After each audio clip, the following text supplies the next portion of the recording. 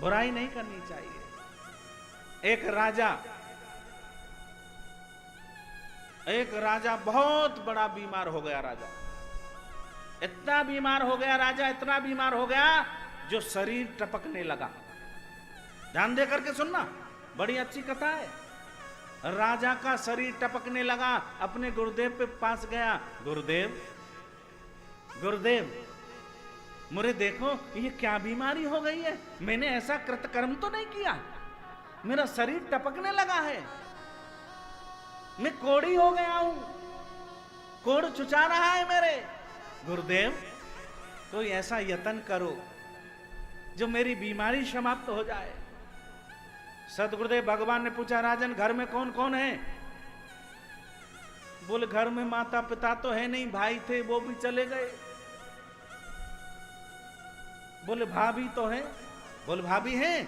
बोले ठीक है, मैं तुमको एक ही मंत्र देता हूं, जिस कमरे में तुम्हारी भाभी सोती हैं उस कमरे के आगे अपनी खाट बिछा लेना और सो जाना, और जब तक मैं मने ना करूं तब तक सोते रहो नित्य प्रतिदिन। सज्जनों, राजा ऐसा ही करता। एक दिन सोया, किसी को पता नहीं चला। दूसरे दिन सोया तो नौकरानी ने देख लिया, और नौकरानी महाराज देख ले तो महाराज पूरी कॉलोनी में बात फैल जाए। हर हाल।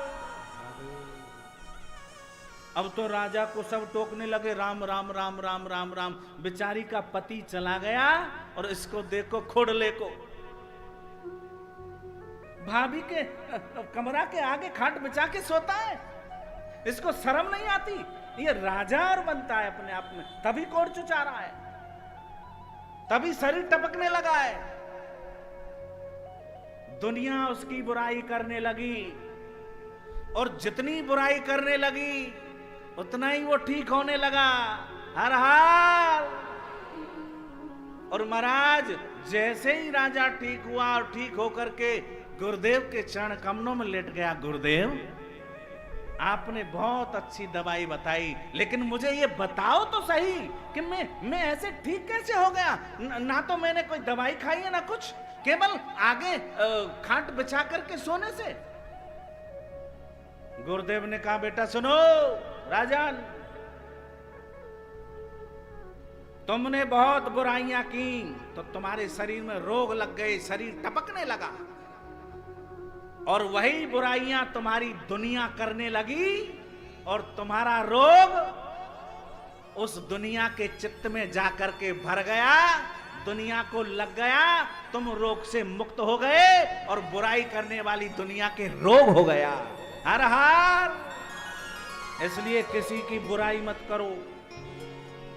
जितनी हम बुराई करते हैं, ध्यान देना, जीवन में जितनी बुराई करेंगे उतना ही रोग हमारे शरीर में भर जाएगा, जितनी बुराई करेंगे। इसलिए कभी किसी की बुराई मत करो।